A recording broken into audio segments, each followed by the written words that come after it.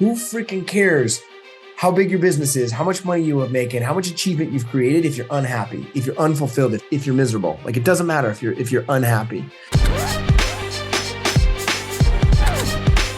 This video is brought to you by Flipster, the nation's largest property database, including houses on the MLS and off-market leads like pre-foreclosures and vacant homes. To find your next wholesale or fix and flip deal, start your free trial today at joinflipster.com. Colton Lindsay, welcome back to the channel. Excited to be here with you and talk with you again. How you doing, man? I love my life, man. Thanks for asking. Thanks for having me. I'm stoked. Yeah, I am too. In fact, I love talking with you because, you know, a lot of my conversations are very technical about the business, about data, about systems, about processes. You get all that, you know, that's important. It's a very fundamental part of the business, whatever business you're in really, but especially real estate, especially if you're being a real estate agent, you're being a real estate investor. But your real passion and what I resonate with a lot, you and I talk about this a lot. We did on our other videos here on the channel, but it's more about the emotional side of life and business and managing the ups and downs. And I think a lot of times I did for a long time in my life. I know certainly you did too, but we let the emotional side of ourselves self-sabotage get in the way of our own success, get in the way of us really being able to live our best lives, tap into our genius, really build a fulfilling, not just a successful business, but a fulfilling life. Right. And so let's talk about that. Why do you feel like this, you call it emotional state management? Why is that such an important part? In fact, the fundamental part, as far as you're concerned, to success in business and life. Yeah. Well, so my mentor, because I'm in Tony's Platt circle, he always says your greatest failure is success without fulfillment. Now, part of my journey was I had this false belief and illusion that if I hustled more, if I earned more, if I achieved more, whether that was more financial freedom, more deals, more money, more whatever. I had this illusion that if I did that, then one day I would solve problems. I'd be happy. What I found out is the problems were still there and I wasn't happy. And so longer and longer, what I found out is I was just cramming this unhappiness feeling in my life. And really what it was is I wasn't aligned, one, with my core values, but two is I didn't really choose my core values. The world did, or my parents did, or church did, or whatever. And so I was misaligned on values that I didn't even choose. And so I was constantly miserable. And I look at values as this way: make them so simple, it's easy to feel amazing, to feel good now and to always feel better. Who freaking cares how big your business is, how much money you are making, how much achievement you've created if you're unhappy, if you're unfulfilled, if you're like, if you can't be present with your kids, or if you can't have the intention with this incredible relationship with your partner, your spouse, or at the end of the day, if you just are unhealthy or fat or lazy, like, who cares if you're miserable? Like, it doesn't matter if you're unhappy. And what's interesting is in this space, there's a couple different levels of emotional states. Like a newer person in business trying to just get the revenue coming in, their negative state is usually doubt, worry, or disbelief. Like, I hope it works out, sort of thing. Not even hope, but like they doubt it's going to work out. But then once some people get a little bit of success, they're usually still significant driven. And we see this a ton today, especially just look at social and look at all the gurus out there. A lot of them are super flashy as opposed to fulfillment driven. And where these individuals get stuck once they get some success and money coming in is frustrated, irritated, impatient, and overwhelmed. They are then working 29 hours a day, 8 days a week. Not only that, they're constantly stressed that it's going to end, that it's going to go away. And really the identity is going to crash. That's what they're afraid of. Right. Yeah. What I want people to imagine is, what if not only did you have the success, double your income, double your net worth, financial freedom, meaning you work, like your leveraged residual income pays for your life. Like you have that. You have the business freedom where you work because you choose to, not because you have to. You have that.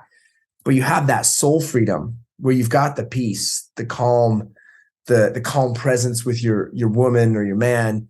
The calm presence with your kids is, you know what I mean? Like kids, you got kids, right? Like they have one little freaking meltdown and can change the whole energy, right? Are you going to let that trigger you and set you off and create this anxiety and overwhelm? Or are you going to stay cool as a cucumber through it? Yeah. Because no matter what, you're not going to change that life's going to come at you. And it's how you experience life. To me, that's the most beautiful part. Yeah, I love that. It's interesting, Colton. I've thought a lot about entrepreneurs, and I love to study and learn from successful entrepreneurs. And one thing that I think I've really kind of gathered, and I think is true, is that most successful entrepreneurs, they have three distinguishing traits or characteristics. One is they have a really strong need for significance. You mentioned that word significance. They're very significance driven, meaning they want to make a difference in the world. They want to have an impact in a big way. Now, that can be good, but it can also be unhealthy, because the second thing a lot of successful entrepreneurs have is a fear of insignificance. Yes. Meaning that they're so worry and anxiety driven that they won't matter, that they won't be good enough. And the third trait is just an intense drive. They can delay gratification. They can plow through on a goal until they reach success. Whereas a lot of other people, they don't have that staying power. But if you think about it, if you're driven for significance, if you're afraid of insignificance, and you're making that mean something about you, if it's tied to your self-worth, then it doesn't matter what you achieve, you're going to be unfulfilled. You've got to be able to generate this feeling of worth and value from within, not from others, not from your Instagram following or whatever, or your bank account.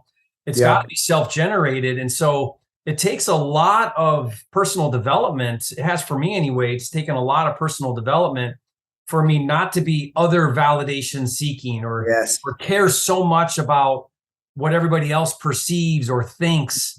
The identity. That identity coming from others. But like you said, just really dial in your core values, really be so secure in yourself, in your own skin, have that peace, and just know that you're on a path that God wants you to be on, and that you're making a difference for the right reason, not for validation from others. And I think that's important to learn how to do. Well, and if you think about it, like mindset, everyone talks about you got to have a strong mindset. Dude, that's like from the 90s mindset, right? Like to me, it's way more in mindset. It's like when I wake up, am I waking up full of anxiety and all the shit I got to deal with for the day? Am I going to bed at the end of the day like, man, I didn't get anything done and I ran around like with my head cut off all day? Or is every moment like a blissful, beautiful moment, wonder and awe? Like, look, a prime example the other night. My 7-year-old woke up. It's like 12:38. I was like in the middle of some great deep sleep. She woke up, and you've been there. I know you got kids throwing up. She woke up throwing up. Thank goodness she almost made the toilet all the way, right? But then it's 12:30 in the morning, and I got to clean this up and get her back to bed. And I could have two ways to view this. I could be super angry, super upset, super irritated, or what I ended up doing is like just so grateful that I get that moment, because there's going to be a day I don't get it. Right. And I think that's the reality. Is we have to remember this moment right now is the only moment we're guaranteed. And the only thing that you get any experience over is how you observe the emotional experience through it. And one day it's going to expire. And if you stack all of your moments with like fear and anxiety and overwhelm and stress and hustle and grind, what's the purpose? You're going to be miserable till the day you die. Yeah. So it's like, I look at this. So for example, I have a relationship. I know you've got a relationship, you're married. Like if we went to our partner, our woman, with the need of love and connection, like I need love and connection from her. Not that I don't enjoy it, but if that's a need and she has a bad day and she's upset and she rejects me, I don't get that love and connection. Guess what? Then I'm going to be upset. I'm going to feel rejected.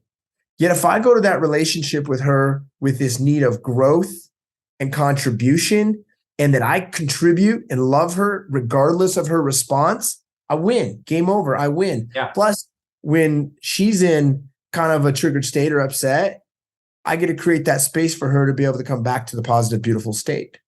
Right? Especially as men, our job is to make sure that you can be the person that moves you into a positive space. And I don't just mean positive, like positive thinking. I mean, like you literally feel like you're in this space of wonder and awe and amazement. You remember how beautiful your journey already has been.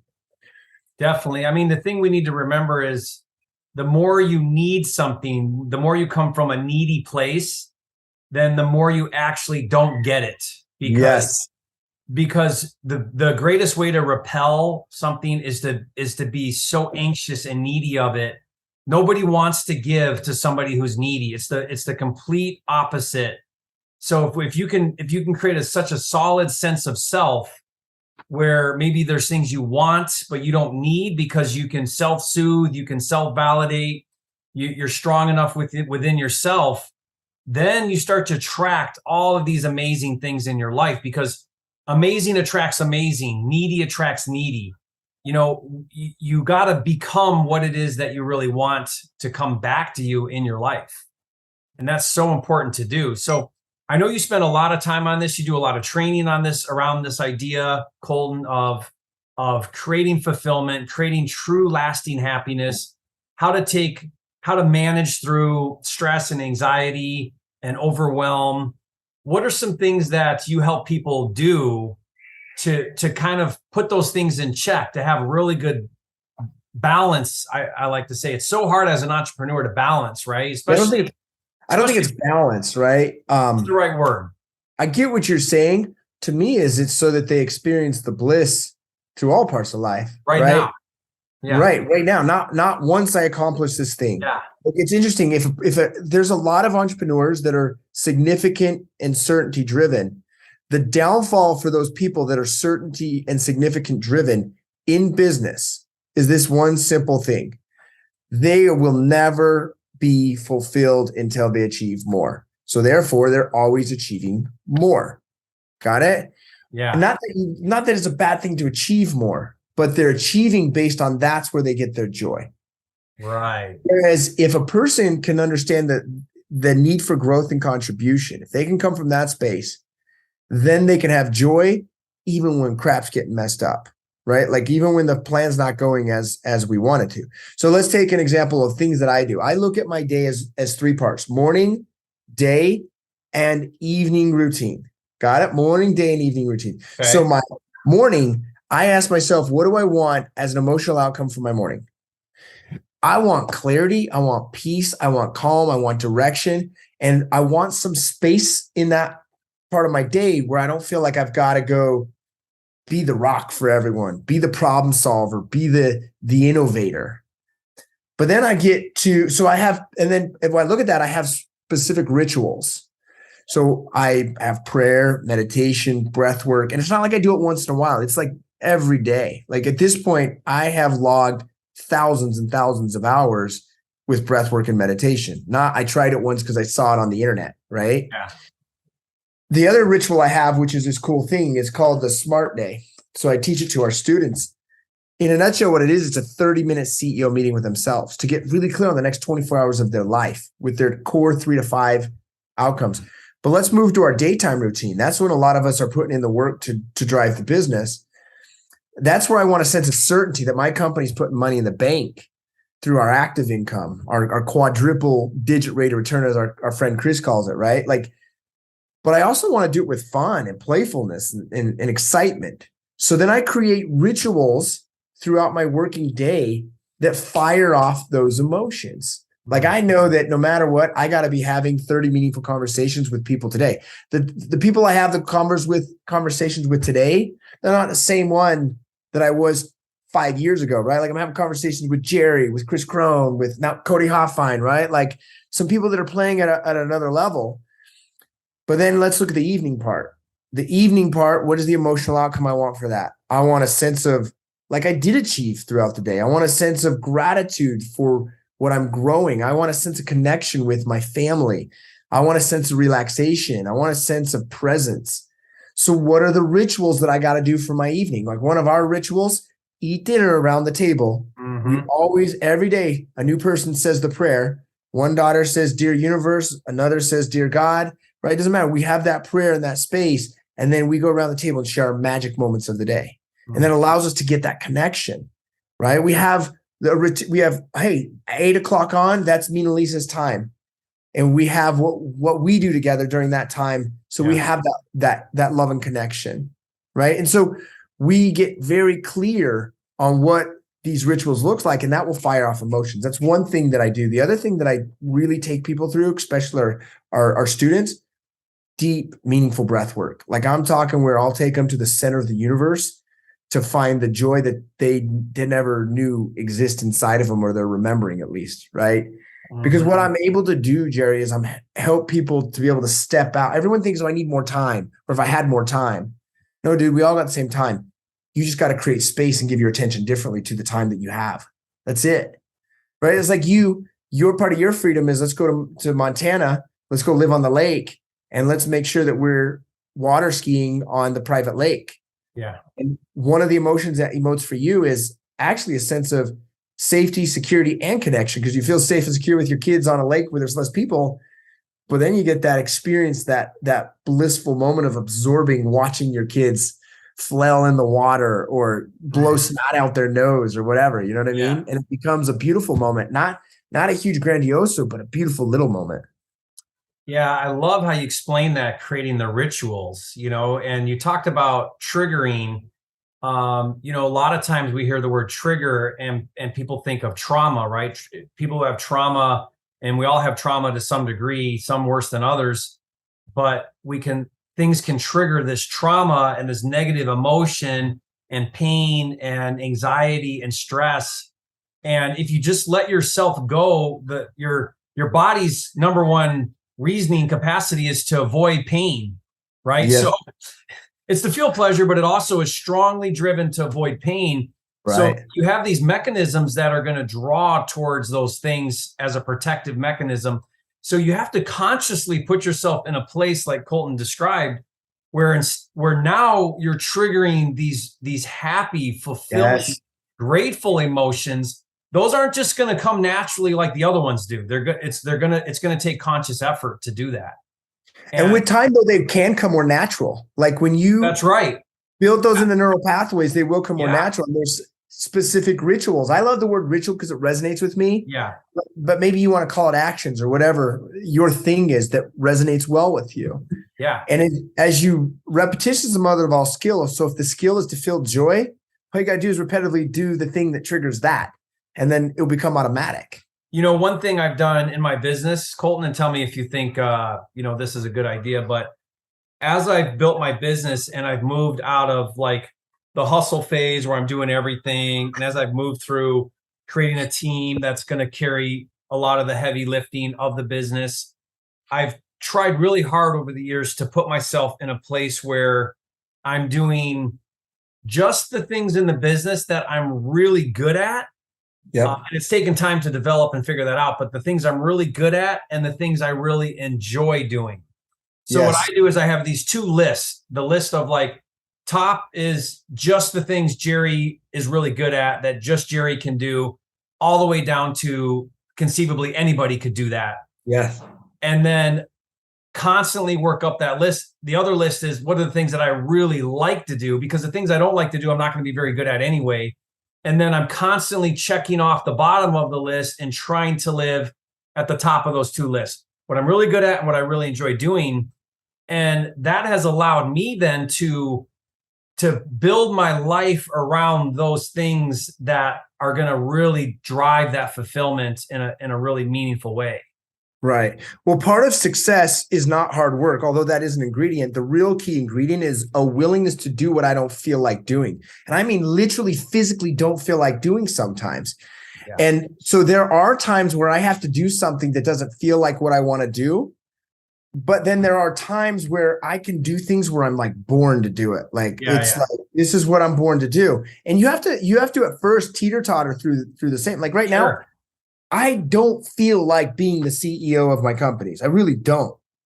At the same time, I have to do that thing in order to drive my life to the outcomes that I want. And I'm really freaking great at it too. Yeah. Does that make sense? Because we have to look that there are bottlenecks and constraints, but when we have to do the thing that we don't feel like doing, one of the secrets is that I've learned is I've got to learn to love it. I got to learn to love it. I don't have to learn to do it forever. But if I'm going to do the thing I don't feel like doing, let's make the most out of it. Let's enjoy it. Let's make it beautiful. Yeah. And by doing that, it will then allow you to create leverage to that bottleneck. And oftentimes we are the bottleneck. Like if you ever read the book, The Goal, it's an amazing, cool fictional book, but I realize most of the time I am the bottleneck in my business, Yeah. right? Or my life, or my relationship, or my whatever. And I've got to learn to shift my state. So, I mean, I could wrap on this for hours, and we're going to do a ton of this at WGR Live, by the way. Yeah, let's talk about that because, I mean, I could talk to you for hours about this very topic. And I hope that you guys watching got some ideas around this, at least bring it to your consciousness that you can't let the day run you. You've got to run the day and consciously decide, what do I want my life to look like? What are the emotions that I want to experience? We only got one shot at this. I like to say all the time, Colton, that, we're dead a whole lot longer than we're alive. And so that means we have a window here. We have a one shot at making this your best life. And I'm at an age now where it's less about the bank account. I mean, I want to continue to grow my businesses and make money, but I want fulfillment. I want relationships. I want to leave a legacy. I want to be remembered for something big. That's important to me. And I want to wake up every day and feel like I'm living my best life, feel like I'm doing what God put me on this earth to do. And so that takes a conscious effort to build that and create that and experience that. Like conscious is the key, and repetitive consciousness. You can't just do it once. It's got to be obsessed. Yeah. And so you've got an entire roadmap for how you help people do this, how to really build that business that's fulfilling and rewarding. And tell us a little bit about WGR. I'm excited to be one of your speakers at the event. It's coming up here quick, but tell us a little bit about that. Give us some dates and tell people how they can be a part of that. So September 16th through the 18th is WGR Live. It's my annual event. So far, we've got about 350 in-person people tickets that have been claimed, and we've got about another 700 or 800 virtual. So you can attend in person or virtually, right? Yeah. 3 days where I'm bringing in some of my best mentors and business partners that they're going to break down business freedom, the psychology of that, the psychology of financial freedom, and then also the psychology of just freaking joy and happiness, the soul freedom aspect. And by the time you leave after those 3 days, I promise you, we will freaking deliver. If you show up and participate, you'll walk away and your life will be changed forever. Not just financially, but really in your joy. Yeah, and I know that's true. I've been to your past event that I came to earlier this summer in Salt Lake City and got to see and feel and be a part of that energy that you bring. And it's an experience. It's really something to be a part of. And so this one will be on steroids compared to the last one you were okay. Yeah, and now I'm going to be attending virtually. So, and I'll be presenting with on your time slot, one of your time slots there. But the lineup is phenomenal. We're going to put a link in the description below, guys. I would do everything you can to jump on a plane and get there because it's a whole nother level when you're there. If you can't, though, attend virtually. Block out those. It's 3 days. Block that time out. It will be life-changing for you. It will be transformational. You'll be so grateful. You'll come out of there with a much clearer picture of how to create your own roadmap for success in business and life and really create that fulfilling dream that most people want to have. Awesome, man. I'm stoked to see you guys there. We'll see you there. Me too. Thanks, everybody. Be sure to check out that link. We'll put it in the description. Colton, thank you again for all that you do, for the life-changing work that you do. And I'm grateful for my friendship and keep doing all you're doing, man. Thank you, man. I appreciate it. We'll see you guys on the next video.